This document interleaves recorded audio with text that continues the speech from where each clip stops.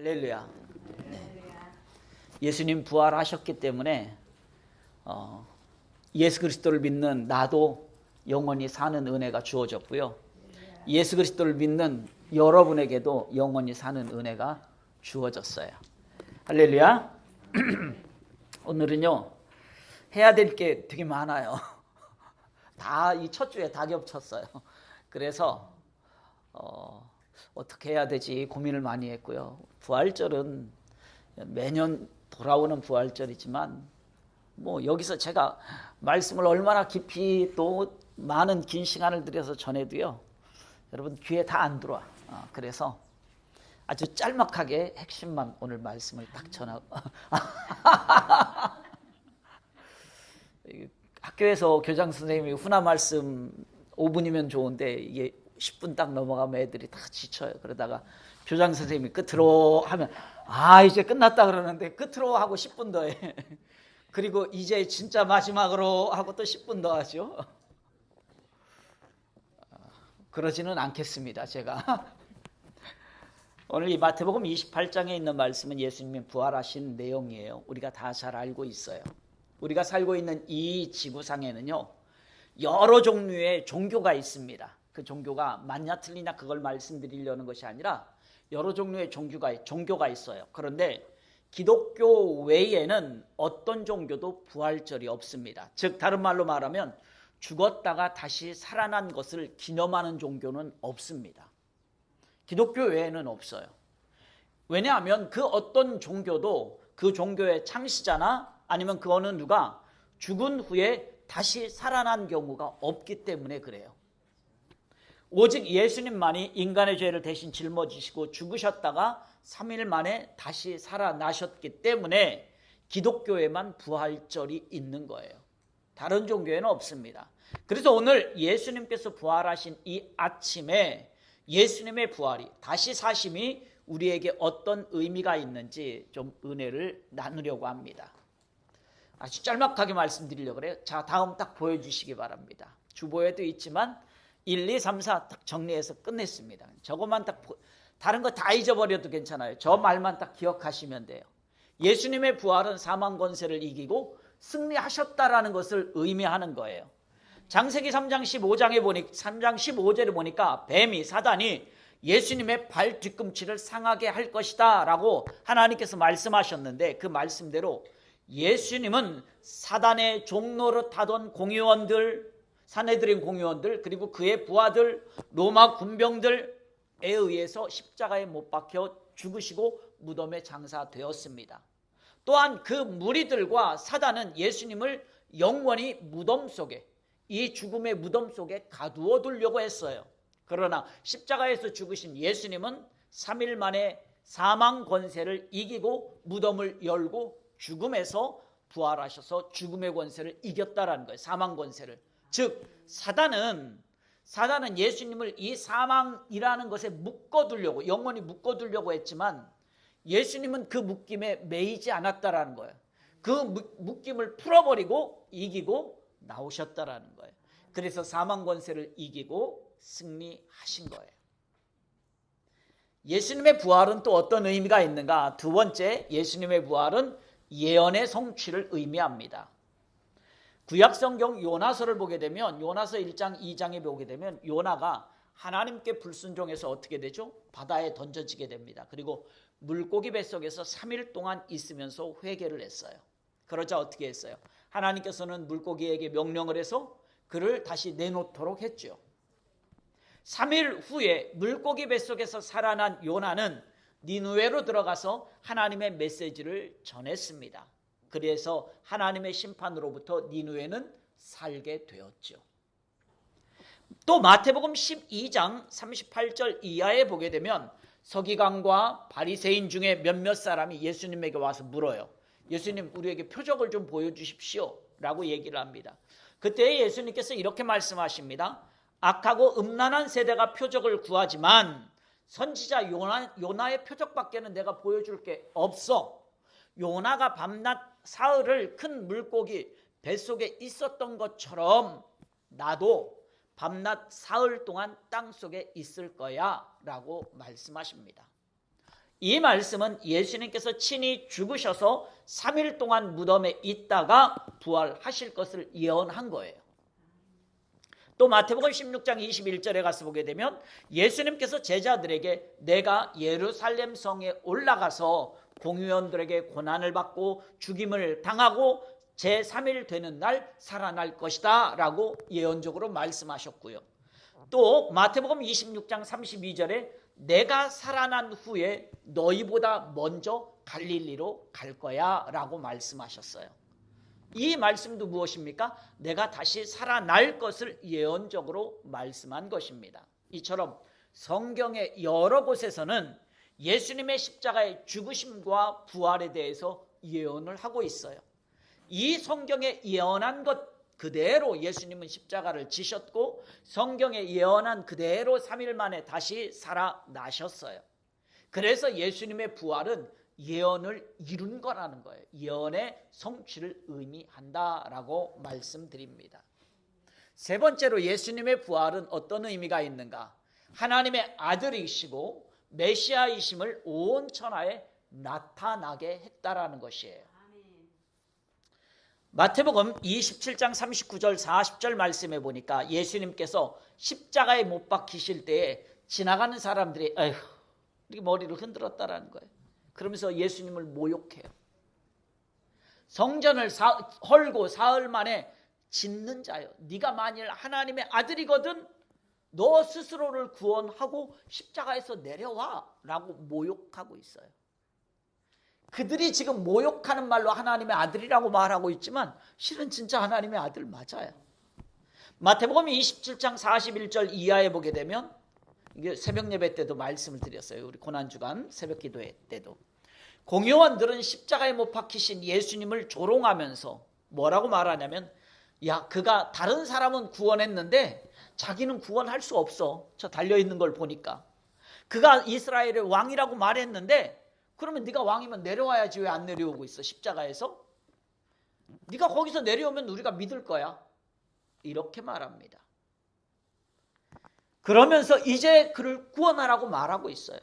네가 하나님의 아들이라고 했으니까 네가 하나님의 아들이라고 했잖아. 그러니까 너 구원 받아야지. 네 스스로 구원 받아야지. 왜 십자가에 매달려 있어? 라고 조롱하고 있어요. 이 조롱 속에서도 여전히 그들 스스로가 조롱하는 말이었지만 그들 스스로가 말하고 있는 거예요. 그는 메시아다. 하나님의 아들이다.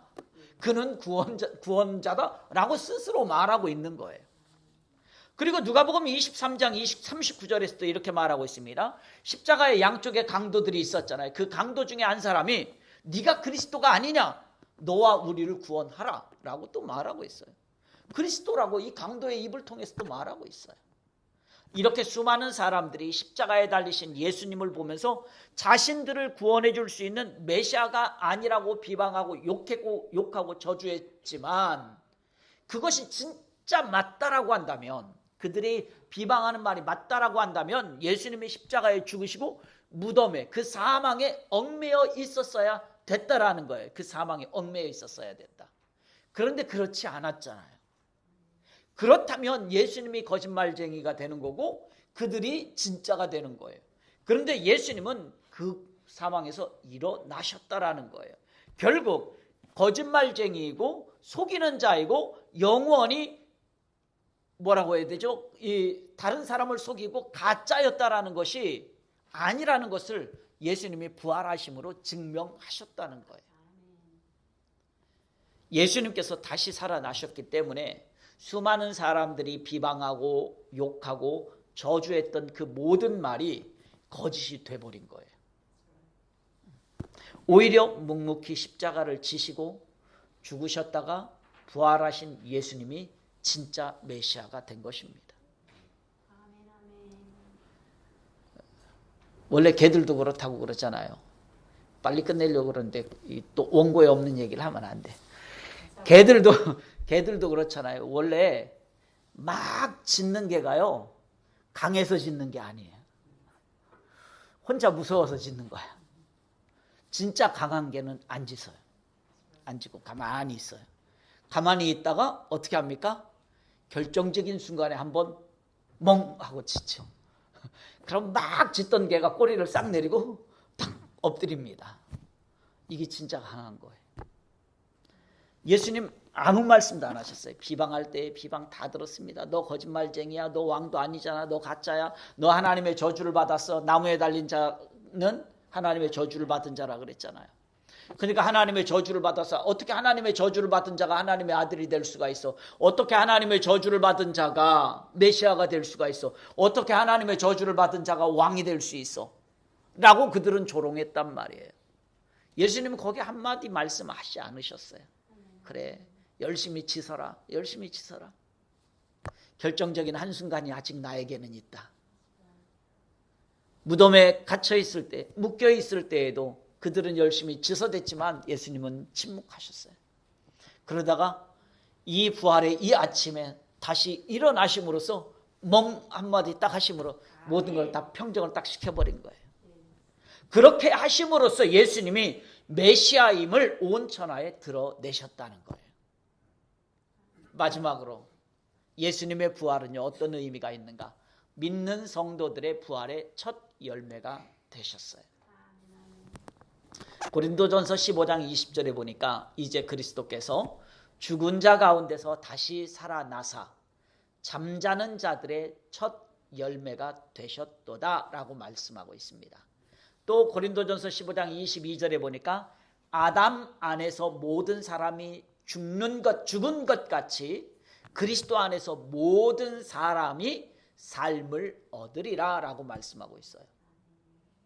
예수님께서 부활하심으로 말미암아서 믿는 자의 부활의 첫 열매가 되었고, 부활의 첫 열매가 되신 예수님을 믿는 모든 성도들은 세상 끝날에 모두 다 예수님처럼 부활하게 되는 거예요. 그래서 아까 인사할 때 제가 그 인사를 했잖아요. 예수님 다시 사셨어요. 그 예수님이 다시 사셨기 때문에 그 예수님을 믿는 저와 여러분들도 다시 살고 영원히 사는 은혜를 받은 거예요. 나만인가? 우리 옆에 있는 사람도 똑같죠. 당신에게도 그 은혜가 있는 거예요. 만약 예수님께서 부활하지 않았다라고 한다면 성경은 거짓을 말하는 것이 되고 마는 거예요.